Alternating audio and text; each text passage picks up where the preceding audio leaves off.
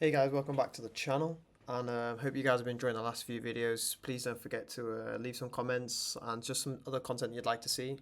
I'm hoping to start kind of releasing some videos when the bold boss man finally makes some announcements. But yeah, so if you guys have any other ideas for some content as well, please let me know in the comments. But this weekend we've got UFC Perth coming up. It's actually a really good card for a fight night as well, which I'm really excited about. And it's perfect timing for the UK. It's like 9 a.m. in the morning the prelim starts. So yeah, but let's get into it. So I think if you know ball, we are in for a good what a card opener we've got here. I think so. Dom Marfan, whatever his name is, and Cody Steele. I think if you guys remember, Cody Steele he fought in Australia as well. I think for his debut against Rongju, and they just absolutely tried to kill him. They just went to war, which was so sick to watch. And yeah, but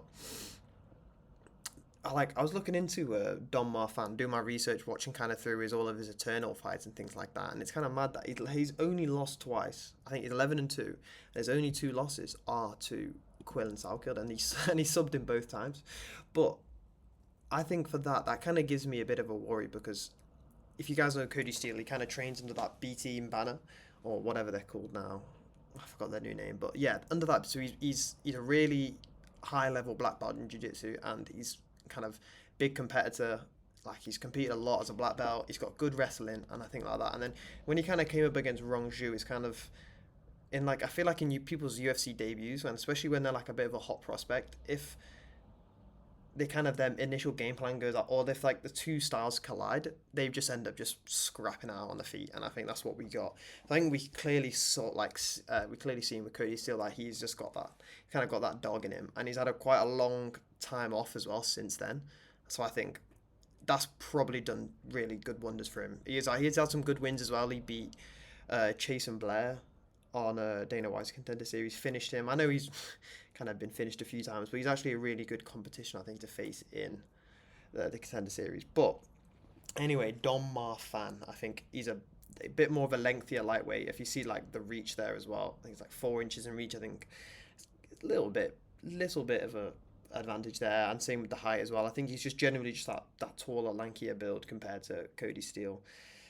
He's not necessarily a bad grappler, but I just think kind of he's more of a top position like a top heavy grappler. But I think Cody Steele's kind of definitely got the skills to kind of easily reverse him, sweeps, submissions off his back, things like that. Cody Steele is the favorite, which I think he's a minus 205, yeah, which I think is a little bit more than I would have expected. I think people are kind of counting out Don Marfan, I think, especially with it being in Australia as well and things like that, kind of got the home crowd. I am going to go with Cody Steele by decision. I think he's kind of try and come in with like a bit more of a calculated game plan compared to his debut, and I think he's just going to try and take him down and kind of just use his grappling and kind of grind him out to a decision. If I'm honest, he might be able to get like I wouldn't be surprised if he got a submission, but I'm thinking more of a Cody Steele 29-28 kind of decision where maybe Don Marfan gets around by just kind of defending some takedowns and eye striking him, but just with his length. But I do think Cody Steele will kind of get the win here. But I think it's a really, really good opener, and I think the two opening fights are really good. Moving on to Jonathan Mikhailov against Themba Gorimbo. Jonathan Mikhailov, right? He is really good. And like he is a minus, I mean, that's expected odds. I think Themba Gorimbo is clearly a step down in competition compared to Oban Elliott, who we fought last. But like his striking is not that great. Jonathan Mikhailov is. His grappling is so good, but it's just like Oban Elliott. Bear in mind he is a really good striker, but he was kind of schooling him until he got a bit of an eye. I think he got hit in the Oban Elliott got hit in the eye, and it kind of really badly stunned him. And then it turns out he was just getting subbed. And I do train in the same gym as Oban Elliott, and I did some insider scoop information for you guys. I did see him with a hip injury quite a few weeks out from the fight as well. So for him to like after seeing that, and then I saw how well he kind of went on to do. But I mean, they all probably go in injured. They all the fighters go in injured anyway. But just some inside scoop for you guys. But I do think Jonathan Mikhailov's he's gonna easily beat Themba Gorimbo. He's what Themba then Garimbo, ever since The Rock bought him the house, he's just been stinking it up. Yeah, he obviously lost to Luke where he got dropped and Anaconda or Dast, I think, I forgot which one, and then he also lost to Jeremiah Wells. I kind of think this is a bit of a layup for Mikhailov, to be honest. Like I said, the step down in competition. I think with him being in Australia, I think they're just kind of just trying to maybe give him a little bit of an easier matchup. But I just think in terms of he's a much more denser fighter, I kind of want to say, and I feel like he's going to use that aggressive strength. I think he's just going to out strength Themba Grimbo. He's going to take him down and he's going to submit him. I would not be surprised if this was round 1 or 2, but I'm going Jonathan Mikhailov, rear naked choke, round 2, I'd say. But yeah, I think this is going to be, especially with him being in Australia, I think it's going to be a bit of a domination. I think if you're kind of putting on a parlay bet builder on this card, one of the easier picks to choose from. Moving on, Ben Johnston versus Wes Schultz. So Ben Johnston's kind of like a CKB protege, I guess. He kind of helped. He's been helping Israel Adesanya through his camps, I think, previous camps and things like that. Kind of comes from a Muay Thai style background, and yeah, I think this is a bit of a layup for his debut. I mean, it's not, but I think they know what they're doing here. They're giving him his debut in that Australia New Zealand region, and I think he's gonna knock him out in round 1. To be honest, yeah, but I think there's not really much else to say for that one. I'm thinking round 1 KO. Yeah. Anyway, moving on. Colby Thickness versus Vince Morales. This is actually like kind of interesting because you see kind of like the records and you think, wow, Colby Thickness should surely be a massive favorite, and then it's like kind of almost very close to almost even odds. I think Vince is 0-3 in the UFC and he is fighting for his job, so that's kind of puts a little bit more on the line for him. And then Colby's like 1-1 in the UFC. Obviously, kind of got schooled by Alexander Topuria, and then he got another good win. But so we know with Colby Thickness, kind of trains with Volk. He's like kind of always said to be helped him out in his camps. We know he's kind of like a gritty fighter and things like that. And we know his grappling's really good. I kind of just see him. Like I don't think he can finish Vince Morales because I think he's really hard to finish, but I just kind of see the win coming from like a 29-28 split decision where he kind of gets the edge just because he's had like a few more submission attempts. I think that's probably going to be the easiest bet here, but I don't think he's going to get the finish. And I think it is just going to kind of be one of those decisions where it kind of can go either way, but the judges they've leaned towards Colby just kind of activity in terms of submission attempts, and just kind of ground control time. But it's a good fight though. It's nice. It's like I think you can, like, Colby Thickness is kind of, he does have kind of like got the skill, but I kind of would just like to see him a little bit more against the lower ranks in the bantamweight division before they kind of shoot him up, just to kind of get him a bit more tested in there. And I think he is really young as well. I want to say he's like mid-20s or something like that, so giving him a few other fights is not a bad idea. But yeah, Colby Thickness 29-28 split decision. Moving on to, which is just crazy, minus 1100 Jacob Malkoun versus GM3, the most unkest of unk fighters. Wow, he is old. But yeah, so I think this is kind of like an easy pick here. Yeah, Jacob Malkoun is probably going to win here, let's be honest, guys. So yeah, kind of crazy that he's this big of a favourite, but he had those wins. He had that crazy win, didn't he, against Petrosky, where Petrosky knocked himself out, which is funny.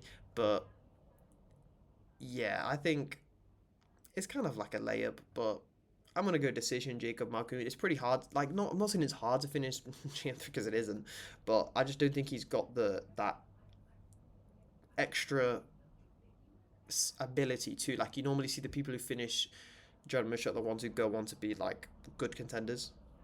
And I kind of don't really see that in Jacob Marcoon, but I think he is going to get the decision win here.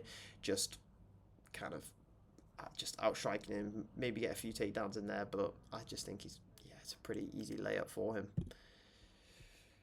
Moving on, Junior Tafa versus Kevin Christian. I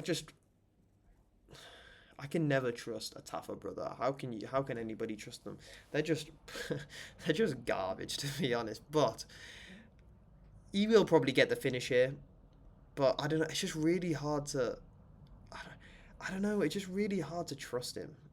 Like they're just so bad at sometimes. They're only kind of really good at that, like very close distance boxing exchanges where they just kind of fight in the clinch and get a knockout.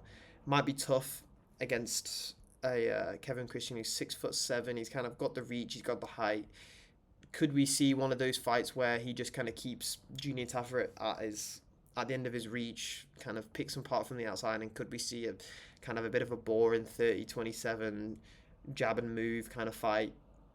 Could be, very well could be, and I think I'm going to go with Kevin Christian to do that because I have no faith in any Tafa brother, and I will never doing these bet builders and things like that, and if I'm ever doing it, I either avoid the fight completely or I just bet against them because I feel like it sounds like I'm hating on them. No, they are fun to watch and they are good, but I just do not trust. If I'm going to pick an underdog on a card, I feel like I'm always going to pick against him. I feel like that's just biased against him. But yeah, I'm going Kevin Christian, unanimous decision. Maybe like 29-28, something like that. But yeah, moving on. Cam Ralston versus Robert Brajek.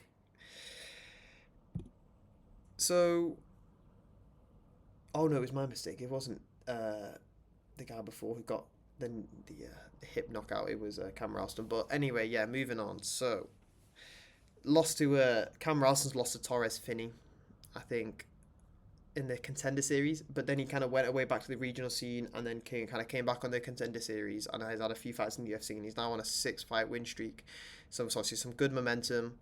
He's he's at home against Robert Brajek, who's a good piece of competition, but I think kind of the home field advantage. He is the taller, the bigger build, longer reach. I think he's kind of going to use his reach, use his striking, and kind of beat Robert Brajek to a decision because I don't think he's going to get the finish here, but I think it's going to be more of like a 30-27, 29-28, kind of similar to the previous fight. I think this is where the card is going to dip, and then it's gonna start picking back up again as we head into the main card with all the blobs on it, the heavyweight blobs to get the finishes. But yeah, I'm gonna go with Cam Ralston to get the decision win here. Now we're on to the fun. I think there's a bit of a dip in the card. They're not bad fights, but I think it starts really well, has a bit of a dip, and now we're getting into the great part of the main card. So Tai Tuivasa versus Louis Sutherland. So yeah, as everybody knows, Tai Tuivasa 6-fight losing streak, and he's been getting, obviously not in the last one against Talison Teixeira, but he did get finished a few times. Kind of ever since Cyril Gane beat him, he's just been on a downfall ever since then. But he did have a bit of an easier layup initial opponent, which he pulled out, and now like Louis Sutherland stepped in on short notice. I think the last video I made was UFC London, where Louis Sutherland got finished in the first round. But yeah, he got finished by a guy fighting in the very next fight, Brando Pericic. But yeah, I think as we've seen from Tai Tuivasa, I saw it in Volk's video, which is actually a really good point, where he said Tai Tuivasa is usually known for getting really fat and out of shape in between fights, whereas this one he did lose. And he's gone straight back into camp, kind of to keep the momentum going. So the camp is not necessarily just about losing the weight, but he's actually got chance to improve within his camps, and it's not all just again about the weight cut. Against Louis Sutherland, 0-2 in the UFC, he's been finished in the first round twice. He does have skills. I think he has got heavy hands, like so do most heavyweights, but I do think this is kind of tied to Ivasa's initial comeback. I think I heard he's moved to the Scrappy MMA camp under Ben Vickers. Not necessarily training underneath him, but I did see he's training under JDM's brother, Josh Della. And kind of left his training camp there to come to Australia, which I think is a good change changing, not scene, like kind of changing scenery as well, but also getting new looks from different people and kind of getting him out of that comfort zone essentially. But just he kind of needed to he needs to switch things up. And yeah, but the only issue is that it doesn't look like he's training with many other heavyweights, which is a little bit worrying. But I think we're at a point now where both fighters in this fight are kind of fighting for their jobs, I think. Like Louis Sutherland, 0-2, he's been finished in the first round twice. If he doesn't get the win here, we could very well see him cut from the UFC. Tai Tuivasa, again, 6-fight losing streak. How many more are the UFC going to give him if he goes on a 7-fight losing streak, you know? I think he has to get the win here. And then, but with him being out of the full camp, and then obviously Louis Sutherland on short notice, minus 200 minus 200 for Tai Tuivasa, which I think is pretty fair. I am going to go with Tai Tuivasa by first round KO. I think we're finally going to see him do a shoey after God knows how many years it's been now. Just because I think Louis Sutherland is very, he's just so chinny, and we've seen him, he just goes full force just goes full pace at his opponents, just doesn't care about anything in the world. And I think Tai Tuivasa does have slick boxing, and like he does move. It's not saying he moves well, but like he does have really good hand speed, and like his boxing fundamentals are really good. It's just he's a fat blob and can't move, which is the issue. And has no conditioning to save his life. But if he can, like I said, if he's kind of worked on these things, he's kind of gone straight back into a camp, hopefully coming in here in better shape. I really do think he's going to get the first round finish in this one, which would be really nice to see. But yeah, so that's what I'm going for. Tai Tuivasa, round 1, TKO, KO. Moving on to even bigger blobs. Shamil the Blob Gaziev versus Brando Pericic. It's a quick turnaround for Brando Pericic. He fought in UFC London, so it's literally not even a month turnaround, which is mad. And then Louis Sutherland is also turning around after UFC London. Yeah, again, just kind of crazy. But yeah, I think Brando Pericic is going to win this one. He's clearly got like the movement advantage, if that's like a way of saying it, where he just moves much better.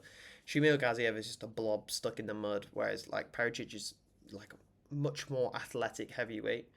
Yeah, I mean, size and reach kind of the same. Again, both coming in at that like 260 pounds, but I really see Pericic is going to get this one done. I think, especially with the heavyweight division, where all you need is a handful of wins, and you're kind of in that ranking spot. Which, if he wins this, I believe he will be in the top 15. I think Gaziev is in the 10 to 15 range, and yeah, I just think he's going to finish him in the first round. Round 1, kind of TKO, just via actual movement, and the blob can't move that well, and I think, yeah, he's just got no conditioning, no movement, and I think with someone who's got the slight bit of athleticism at heavyweight, you know what I mean, you can take out all the blobs until you get to the top 3 or 4 of the heavyweights. So yeah, I'm going Pericic round 1 KO.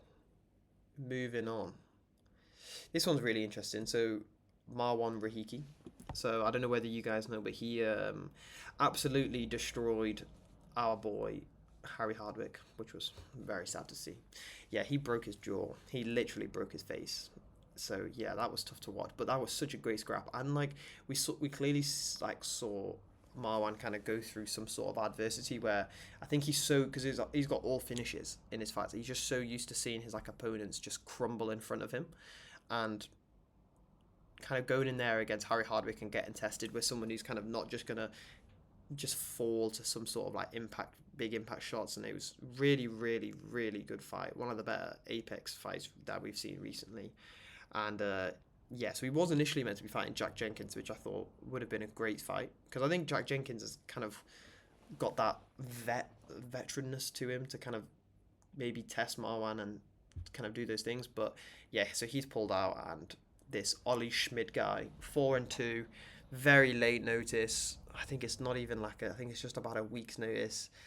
I just think Rahiki's just got too much power for a lot of the people in the featherweight division. He's a bit of a bigger featherweight as well. 5'8" is kind of like the average height, but he just seems to be quite long, and he just has that power to really stun people, which is, yeah, it's really good to see. But I'm gonna obviously I think we can all agree here. He's probably gonna get the finish in round one. I think with the Perth card, I think they now have, instead of the weight cut period is like 20. I think they have 24 hours between weighing in and fight, which I don't understand why. I don't know whether that's correct or not. I'm gonna need to double check that, but I just think Rahiki's gonna, it's such short notice against such a inexperienced fighter. I do believe he's just going to get chin. But what a good way to get in the UFC, though. Stepping up on short notice. Okay, even if you do lose to like a rising prospect, you're kind of in there now. So, yeah. But, yeah. It's going to be a good fight, though, I think. It's good. I think Rahiki is really fun to watch, so I'm looking forward to it. And they put him on the main card as well, just below the feature fight, which is kind of crazy, but yeah. But moving on to Tim Elliott versus Steve Erceg.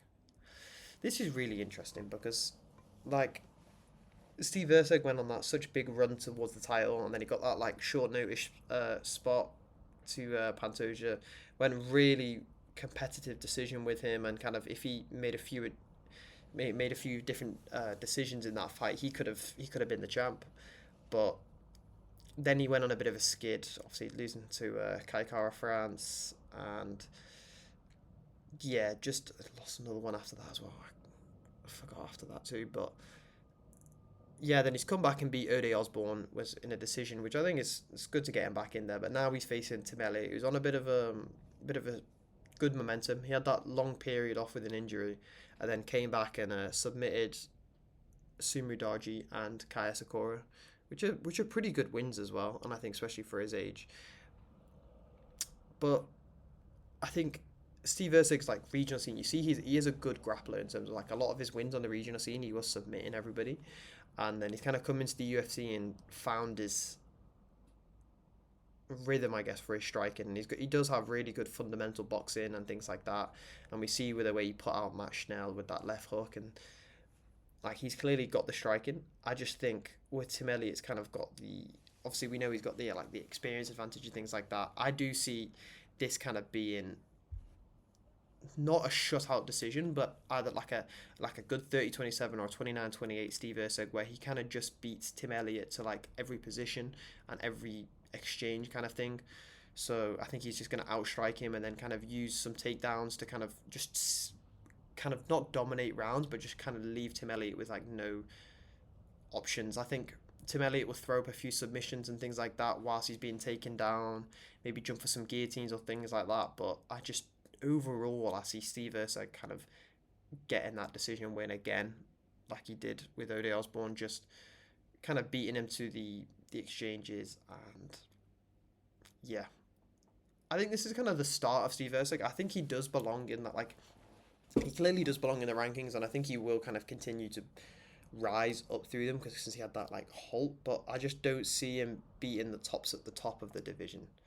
Like things like I see Lona Kavanagh finishing him, and even Roy Val, I see him causing a lot of problems. But I think beneath that, I think he will manage to get all the way up to the kind of like the top five, and then he might start seeing some struggles. But yeah, I think it's a good fight. I'm definitely interested in it. I do think Steve Erceg's kind of going to get that. I think he's a big 275 on favorite for a reason. I think he is going to win, but yeah, I just think it's going to be a, like I said, 29-28 or maybe a 30-27 decision where maybe Tim Elliott might steal a round off a few submission attempts and maybe some takedowns. But yeah. Anyway, moving on to one of the fights I'm really looking forward to when this got announced. So, Beneil Dariush versus Quillan Salkeld. I think this is really, it's crazy how he's a 40. I mean, it's understandable that he's a 400 minus 450 favorite, but I just think it all depends on like how Quillan decides to I guess his game plan for this fight, because I think grappling with Beneil Dariush at this point in his career is going to be, I think it's a risky move. Like we saw how good he scrambles and how much of a good grappler he is. Like we saw in the Beneil and the Gamrot fight. I know this is a few years back now, but like the way he's scrambling with Gamrot and kind of stuff, like kind of defending everything that Gamrot kind of put against him. And like, go remember, this is the guy that we we thought a few years ago, we thought Beneil Dariush was going to be the guy to test Islam Makhachev when he was on that 8 fight win streak, just kind of going up, and he destroyed Tony Ferguson's knees by just that heel hook, which was I'll never forget that one was disgusting. But and then he just ever since he broke his foot and pulled out of that Islam fight that he had in the Apex, like he kind of hasn't been the same. We saw him get just starched out by Charles, again starched out by Arman in the first round. So two first round losses there. He came back and then he beat Moicano, but a bit of a lackluster performance. That I think that was more of Moicano went in there with the wrong plan. Obviously, not taking anything away from his win there, but and then yeah, he kind of came back and he just got kind of unlucky KO by BSD, where he got left face first, which was crazy. But yeah, then we look at Quillen. He's so well rounded. I think he's literally got like a perfect split of like four KOs, 4 submissions, and 3 decisions. Like we know how well rounded he is, and he's a very tall and long for the division. I think I'd like to see Quillen kind of come out here and try and strike with him, especially in the first round. Kind of uses longer limbs, keep on keeping him at his disc, keeping him at like the end of the jabs and things like that, and throwing up a lot of those because it's they are opposite stances, so southpaw and orthodox. Kind of seeing him try and throw those head kicks and things like that, that'd be great to see. Just kind of using his height and his longer limbs to an advantage.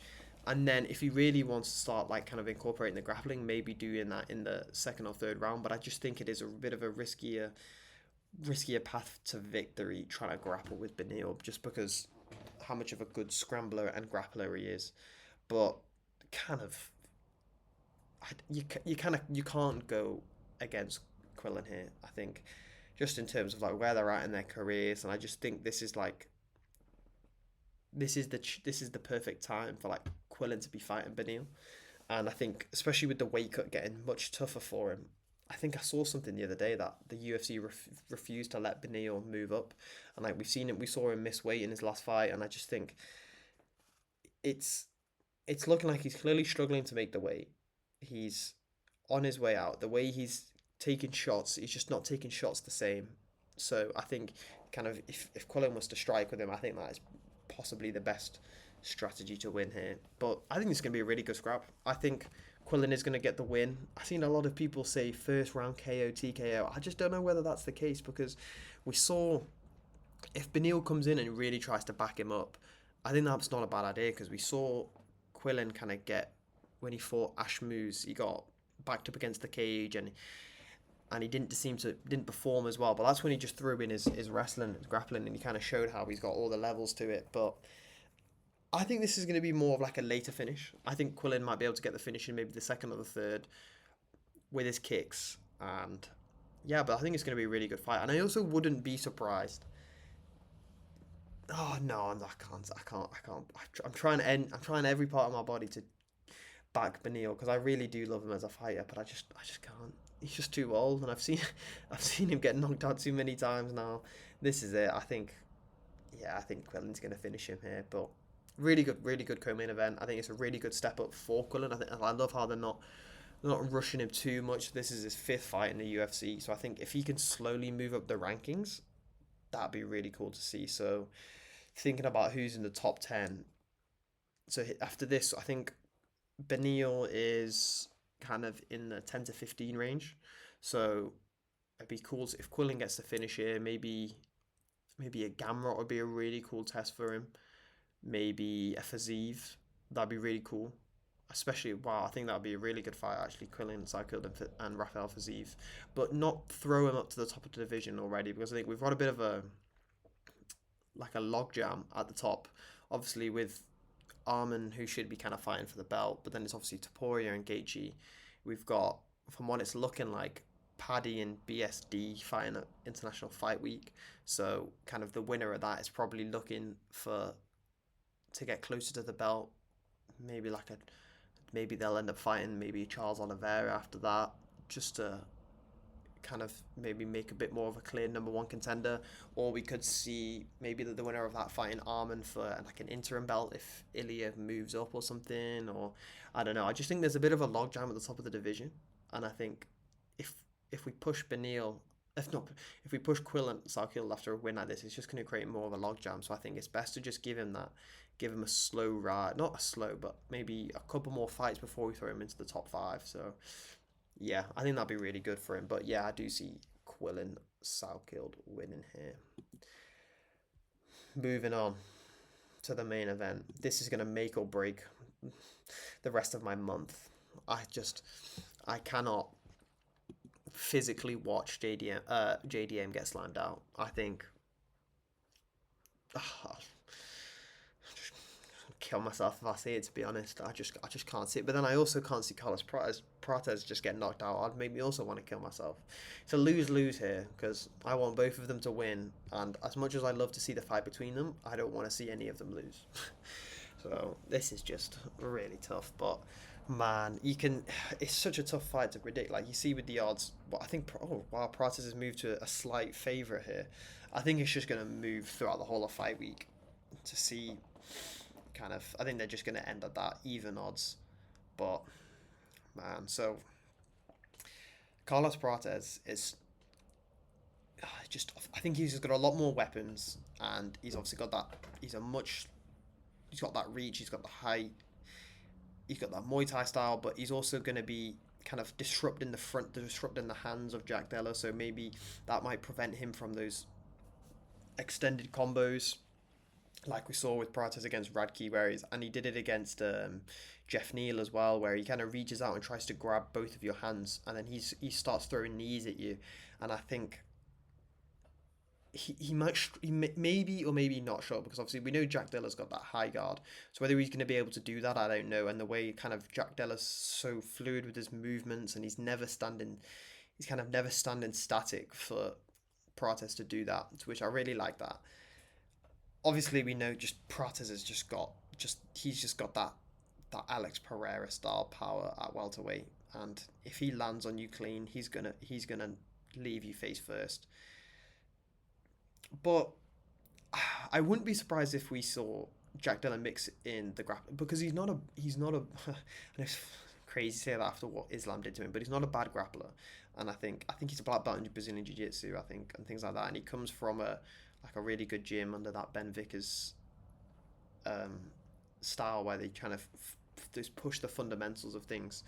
But man, it's so tough. I think I like the way that Jack Della will keep on switching stances against him and things like that. But I think the way where JDM is gonna have that advantage over Prates is like the extended combinations that he throws, and the way he mixes up the body and the head, and like the way we see like Prates knock out these people is they're all very like patient strikers who are kind of just they're not on the level of striking that Jack Della Maddalena has. And like I know that's controversial to say with like obviously Leon Edwards, but like I just don't think Leon Edwards is on the same, like he doesn't have the same striking as JDM does, I think. Like, and like we saw that because he was trying to just grapple with Prates, and then he eventually just gets chinned, and like you find that Edwards is like a bit of a boring point striker kind of way. Like he's got that point style kickboxing where he's not really throwing that much volume, whereas JDM just throws so much volume, which might be able to disrupt like the way of Prates. But then we saw the way Ian Gary dealt with Prates is just running away and just leg kicking and things like that. But this one is so tough to pick, and I am leaning towards JDM kind of getting like a round 4 or 5 finish, just kind of like by pure volume breaking him down over like 25 minutes.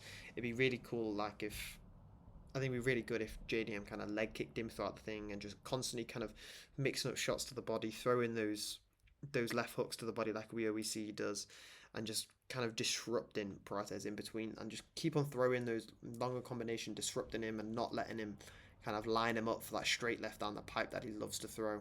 Just that constant movement, kind of see.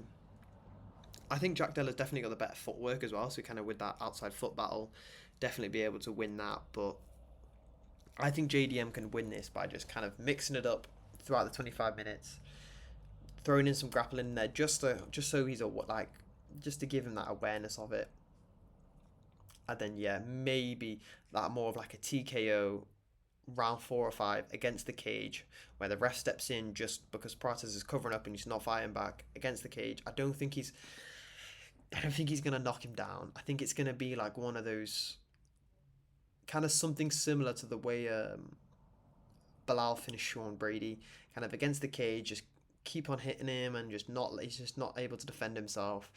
Could see something like that. However, I could also just see Prates coming out and just absolutely disgustingly leaving JDM face first round 1 or 2 or something, and it's just so tough to pick. I am gonna go with JDM round 4 or 5 late finish. I think that's a common pick that everyone's kind of leaning towards. But man, I will not be betting on this fight, mainly because I am not confident enough in my pick to kind of to make that decision. So yeah, round 4 or 5, JDM TKO against the cage, not defending himself, and gets the finish there. But yeah, I was also thinking about possibly streaming this, kind of doing like a live stream on this fight card, and kind of just a watch along. So please, guys, let me know in the comments if this is something you'd be interested in. Please don't forget to like, comment, please subscribe. Really trying to put a lot of effort into this channel, so please just give me any ideas of any videos you might like to see. And again, yeah, please let me know in the comments if anyone would be interested in a live stream, and I'll do that. Thank you very much, guys. See you later.